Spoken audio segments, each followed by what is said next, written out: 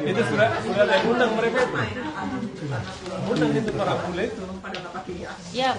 Kalau tidak, jangan kasih jatah nanti malam. Kalau istri-istrinya maksudnya. Tuh, dengarnya tuh. Suruh panggil baru bapak-bapak.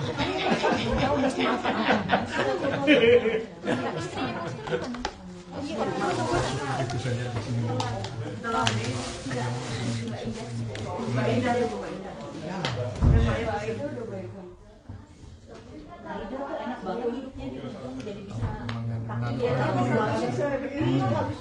Bapak ya, dimulai aja.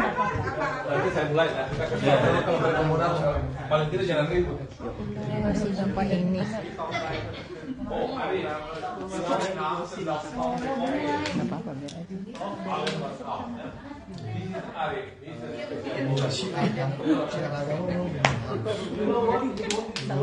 Saya baca dulu asal usul sebagai berupa kan kalau masuk ke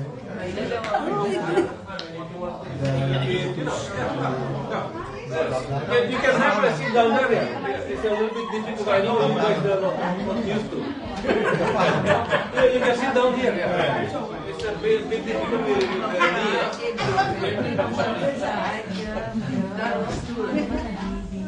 Biar aja dia panggil. Have a sit there. Yeah. I understand. For bule is very difficult.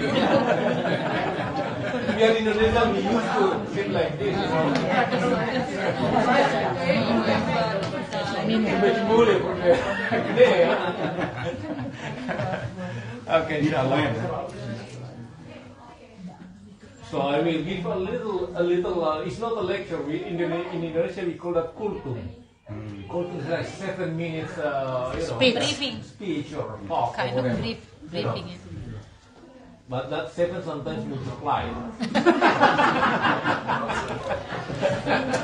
but don't worry. You sit down in a nice place, so it doesn't really hurt you. Oke, kita mulai saja. Nah itu. Ya. Arif, sini ngobrol sama cewek-cewek. Oh, lihat tadi. Sapira duduk sini sambil dengerin. Sama Arif. Assalamualaikum warahmatullahi wabarakatuh. Peace be upon all of you.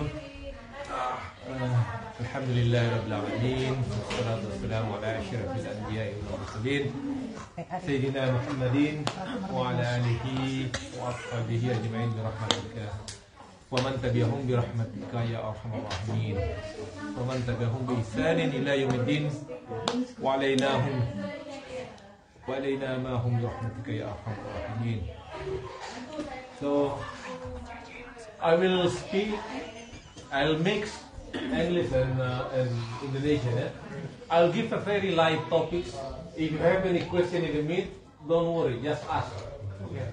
I know a lot of people are not understanding, and then not understanding in the sense like some people they have curiosity to ask about the religion, about the Muslim life. And then I know that's a very challenging place in Europe here because a lot of misunderstanding going around, in Europe in particular. So a lot of things in which people simply labeling that to the Muslim people. So this kind of thing, small gathering, we try to explain a little bit. At the very least, maybe you can get a new understanding of the new like how the Muslim life are in particular, or you're dealing with your mertua, for example, or your wife or somebody else, your neighbor sometimes. So it will be easier for you, hopefully. So, first of all, ini dalam Al-Quran Allah katakan ini qad aflahal mu'minun. Qad aflahal mu'minun alladhina hum fi salatihim khashi'un. So,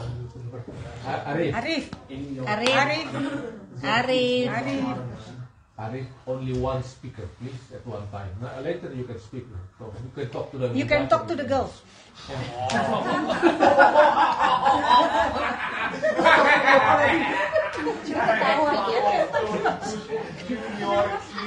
Oke, calm down.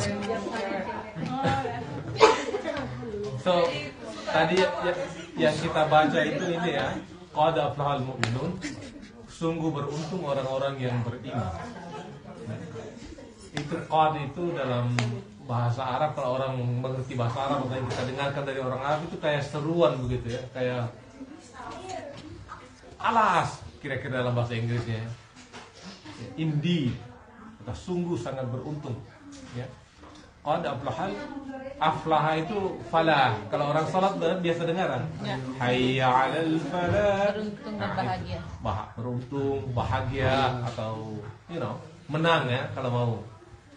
Jaya dalam bahasa Melayu. Berjaya kalau terjemahan Malaysianya barangkali ya. Jadi qad aflahal mu'minun, sungguh beruntung orang-orang yang beriman. So I read the ayah in the Quran. It says that qad aflahal mu'minun. Indeed, victorious are the mu'min. Victorious, victory. Like they are successful, if you wish. Successful are the mu'min. So, and after that, this ayah explain what exactly the success. Yeah? The success according to the explanation in here. It says, the next ayah says, "Alladina hum fi salatihim khashi'un." Like those people who, when they pray, they are in khushu'. I don't even know the term in English for khushu'. It's like serenity or focus or concentrate. So don't worry, just ask ya. So ini dalam agama kita kan khusyu ini hal yang susah di ini. Coba saya tanya tadi, berapa orang yang selama sholat tadi ingatnya ke Allah terus? Kalau Nino barangkali dia ingat persamaan, Nino lah. like exponential distribution dia ingat. Ini maksud saya Nino ya, karena saya statistician sama dengan Nino ya. Kadang-kadang ya dalam sholat itu yang kita pikir itu rumus, ya?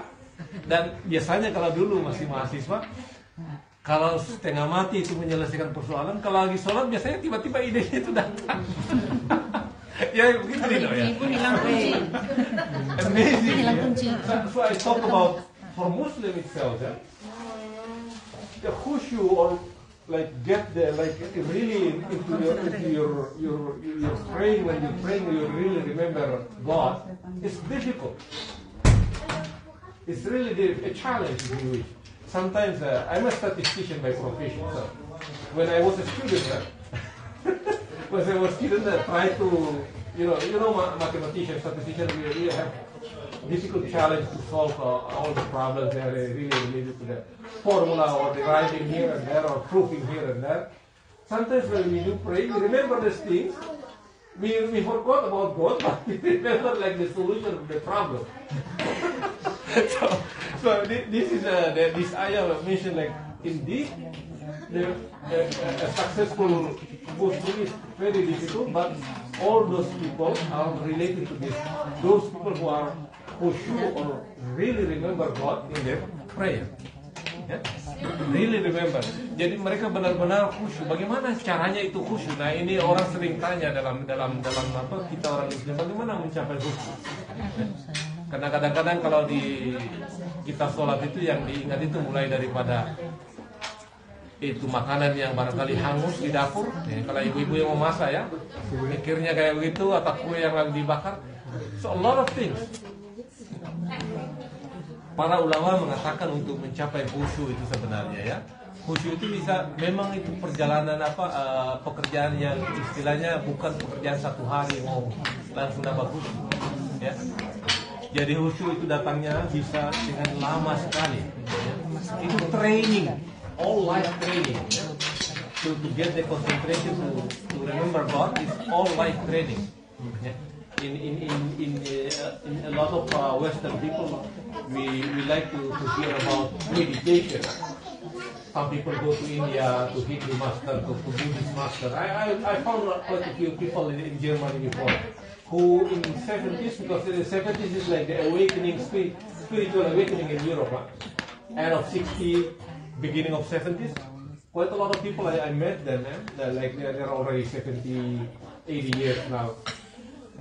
They went to India, they went to Himalaya, they went to all those countries in which the Buddhism are, or Hindus, and then some of them actually end up with Islam mysticism, a so-called Sufi in Islam. I found quite a few centers in Germany there, like those people who looking to search for God in the past, and they met the master, they become a Muslim. So, if you're interested, I can give you the name of those people in German people or like Dutch people like you guys. They're not like me, like Indonesian. They're like you. So probably it's easier for this culturally because I can explain the religion to the Indonesian people, but it's challenging for me to explain to the Western people. Why? Because our cultural background is different. I mean, for Indonesian, we used to eat rice 3 times a day. It's easier for them to explain to them. I'm sure Haitians eat rice regularly too. Okay, yeah, it's easier for me to explain to Haitian. Okay. Yeah. Okay. So, khusyuk itu datangnya dari para ulama mengatakan ya khusyuk ini, ya, itu bisa datangnya itu sebelum sholat sebenarnya. Ya. Makanya dalam agama kita misalnya, dalam agama kita ini, kalau Anda belajar fikih, apa yang pertama dipelajari fikih? Coba, saya tanya ini, kalau yang pernah belajar fikih, apa yang pertama dipelajari kalau fikih? Kitab apa? Kitabut Tohara. Ya, belajar fikih pertama yang dipelajari itu adalah tohara, bagaimana caranya bersuci. Mulai dari caranya kalau bersuci itu bagaimana, bahwa ada yang namanya hadas, ada hadas kecil, ada hadas besar, ada yang namanya air yang suci tapi tidak menyucikan, ada air yang suci lagi menyucikan. Kan kita belajar semua yang begitu kan? Jadi yang pertama diajar itu kitabut tohara, pembersihan diri. Pembersihan diri. Jadi yang diajar secara fikih itu adalah pembersihan diri secara fisik. Ya, bagaimana kalau orang perempuan habis haid, ya, harus mandi besar, ya. Itu sama dengan orang yang suami istri, ya. Suami istri itu harus mandi besar kalau habis berhubungan suami istri. Kalau yang wudu itu hanya mengcover hadas kecil, ya. Jadi kalau ada habis kentut misalnya atau buang air kecil, mohon maaf ya. Atau misalnya ya itu kita melakukan wudhu. Tetapi ada juga taharanya hati. Nah ini penting taharanya hati ini. Kadang-kadang kita fokus banyak kepada taharanya fisik, tapi kita lupa dengan taharanya hati. Padahal Allah mengatakan dalam Al-Quran, ya, sama bunyinya tadi. Qad aflaha man zaqqaha. Sesungguhnya menang orang-orang yang membersihkan. Yang membersihkan apa? Membersihkan jiwa, membersihkan hati gitu ya.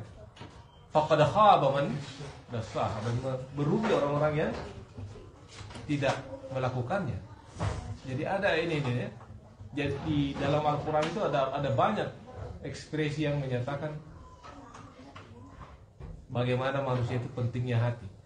Jadi misalnya dikatakan yauma la yanfa'u malu wala banun. Jadi di hari akhirat, ya. Di hari akhirat nanti la yanfa'u malu, tidak ada lagi gunanya mal. Mal itu harta. Kalau zakat mal zakat apa? Harta. Nah, itu mal itu ya, harta ya. Tidak ada gunanya harta, mal, wala banun. Banun itu bani, anak-anak, keturunan, keluarga, ya. Di hari itu kata Allah tidak ada lagi gunanya mal, tidak ada gunanya harta, dan tidak ada gunanya anak-anak keturunan kita. Apa yang berguna? Illa, kecuali man atau Allah, yang datang kepada hadapannya Allah di qalbin salim, dengan hati, dengan jiwa yang selamat, yang damai. So I explain in Islam it's very important concept that sometimes me as a Muslim I really don't get it when I was studying religion when I was small. I don't really get it. But as we grow, normally we grow also spiritually. Right? We grow spiritually. When we are already 40 years old, we start thinking about where are we going? Yeah, where are we going after this life? Because there is nobody live forever. No. At one end you have to be terminal at one end, and then a lot of people in this world who doesn't believe, they say, okay, this is going to be done by that time it's just end. But if you are curious, you are searching, is that really the case? Are we just coming to this world and then after that disappear like that's a philosophical question. But in the Quran, in the ayat I just read, that there is a statement like this. At the end, when we are in the hereafter, that day everybody will be asked for their responsibilities. Yawma la yanfa'u malu. That day is no longer beneficial. The mal, the possession that you have in this world. Like your property, your beautiful car, for example, just to give you one example. But you name it, you can name it here, there, and there. You can name it up. That day is no longer beneficial, those kind of things. Even the banun, wala la yanfa'u malu wala banun, and also for the family, our kids, like our, because in this world, what is the closest to us is like our property, which is recognized in Islam. You have to defend your property, for example, just like your positive law in here in Europe, in Islam, we have that. If you have property, you have to defend that property. If somebody wants to take it, for example. So in the West, it's very clear: no trespassing, for example. Talk about property. Yeah? So in that day, it says it's no longer beneficial. The property, your possession, your money, everything is no longer, and even your family is no longer. Except those who come to Allah, those who come to God with peaceful heart. With the peaceful heart, like peaceful mind, if you wish. This is very important concept, and then, like when you look at what happened in this world, a lot of things are coming that materialize as a war, for example, or as a struggle, or everything related to that. It's coming from mind which is not peaceful. Yeah. Peaceful. Some people they're looking for peacefulness. How? Because this important is really important thing. Some people seek the peacefulness with going to cafe, for example. When they start drinking, they forgot the things at one point. Like it's kind of a remedy, but very temporary remedy. Very temporary. It's a very short remedy. When you're drinking and then, you forgot all the bad things in the life, and then you simply enjoy yourself.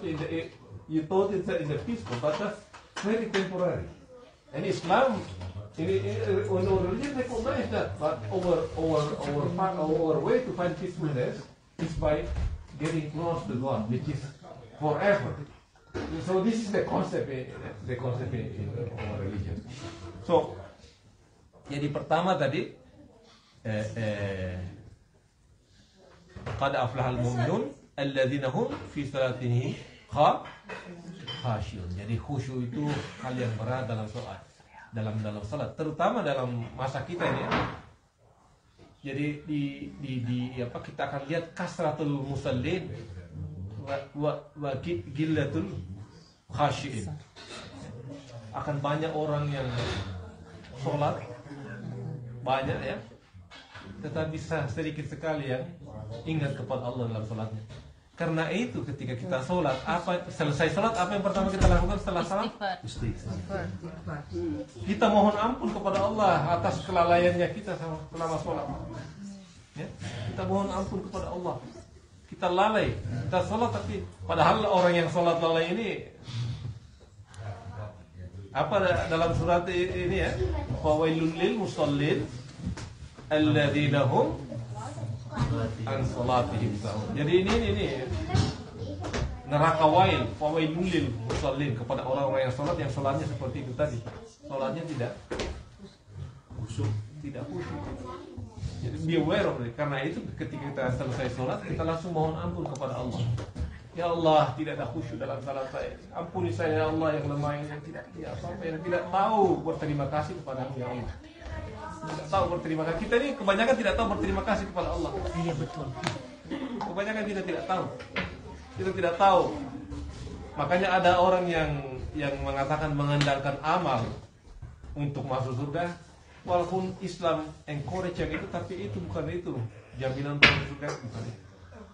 Hanya rahmatnya Allah. Makanya ya, pernah dengar itu, rahmatnya Allah yang buat kita masuk surga. Kenapa? Karena dalam sholat pun kita tidak ingat sama Allah. Kebanyakan kita lupa kepada Allah SWT dalam sholat. Itu yang kita mau andalkan, mau masuk surga. Padahal itu ditimbang satu biji dengan misalnya dengan pemberiannya Allah ya, yang datang kepada kita. Lihat dari diri kita, mulai dari bulu mata saja. Kalau ada yang pernah mencoba mencukur bulu matanya, bagaimana susahnya itu kalau ada debu datang ya. Kalau kita bandingkan nikmatnya Allah itu dengan bulu mata tadi yang ada diberikan oleh Allah, kita sudah tahu berapa banyak nikmatnya Allah. Apalagi kalau di yang lebih mata misalnya. Yang lebih lagi misalnya jantung. Ada yang penyakit jantung tahu itu. Ya, orang yang sakit jantung dia tahu betapa nikmatnya. Biar kamu mau beli berapa itu jantung itu enggak bisa. Ya? Saya akan jual semua. Kalau saya misalnya sakit jantung, saya akan jual semua harta saya untuk dapat jantung supaya sehat lagi. Ya? I can give everything. Itu ada cerita dulu di apa? Di zaman kira-kira tahun 70-an 80-an itu ada orang kaya dari Amerika dulu namanya Onassis ya. Itu raja kapal ya. Itu bukan orang itu orang Yunani, orang Greece. Iya, orang Greece tapi dia tinggal di Amerika sana ya. I talking about when we talk about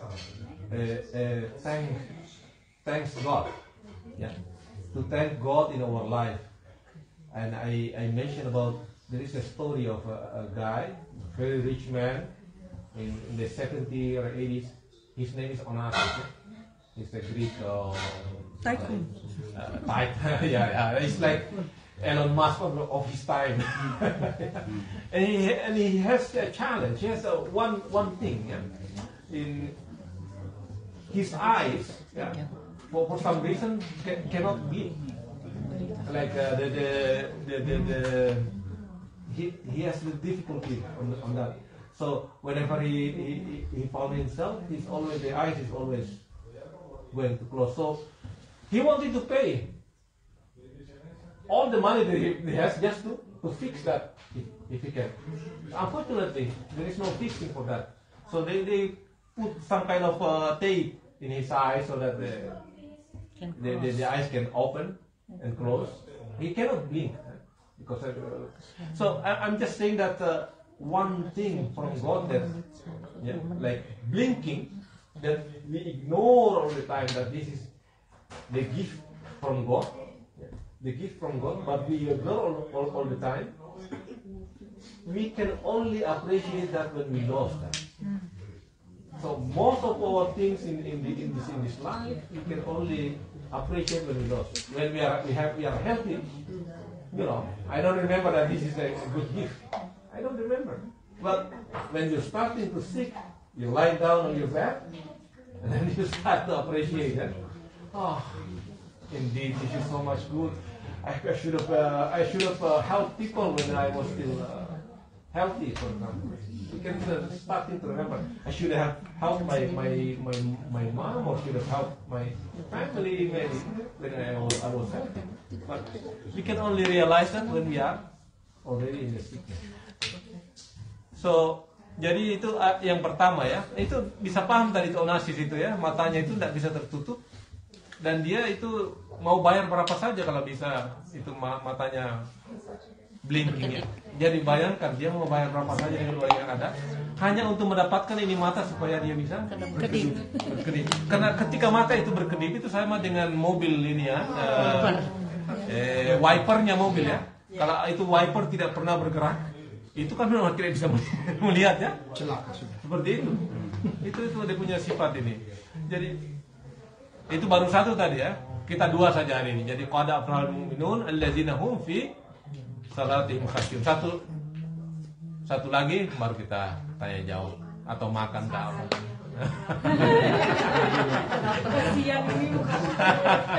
So yang kedua walladzina hum anil lagwi muridun. Masya Allah, siapa yang hafal ini? Nino ya? Siapa? Ini ada ustazah. Itu pasti santri itu. Aida. Aida, Mbak Aida sini ke depan. Saya takut saya di depan. Aida is a youth. Yuk. Aida is a youth. Oh, Masya Allah. Madrasah.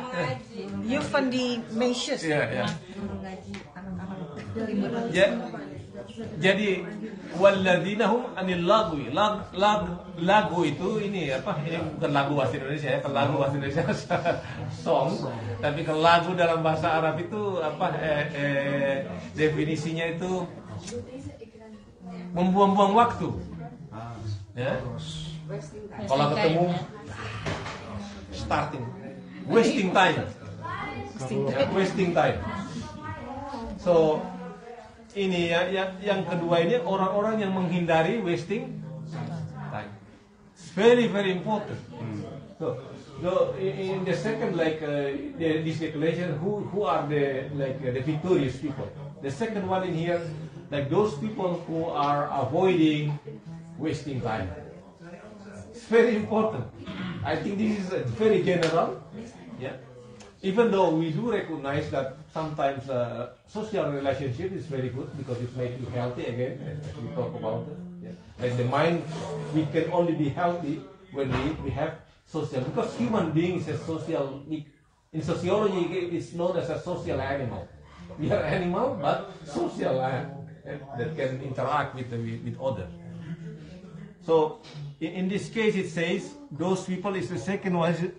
To who avoid vain talk ya. Ini vain talk ini biasanya kan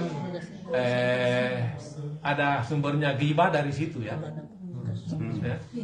Padahal ghibah itu katanya Nabi sallallahu alaihi wasallam bilang kalau orang yang suka berghibah itu sama dengan amalnya, itu sama dengan itu daun-daun ya, daun-daun yang kering di musim kemarau yang dimakan oleh Api. Tidak ada yang sisa. Anda ghibah.